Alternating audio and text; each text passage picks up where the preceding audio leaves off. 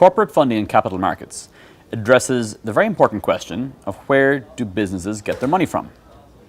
We look at the two primary sources, equity markets and debt markets.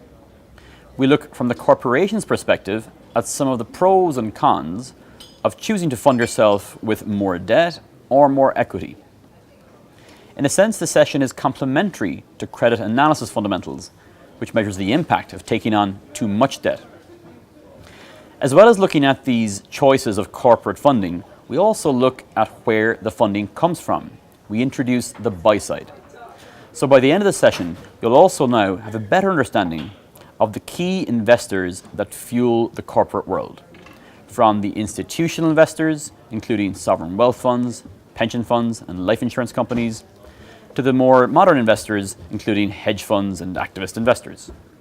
By the end of the session, we'll now have a more comprehensive understanding not only of where the money comes from, but also how companies choose from where to get their money. Thank you.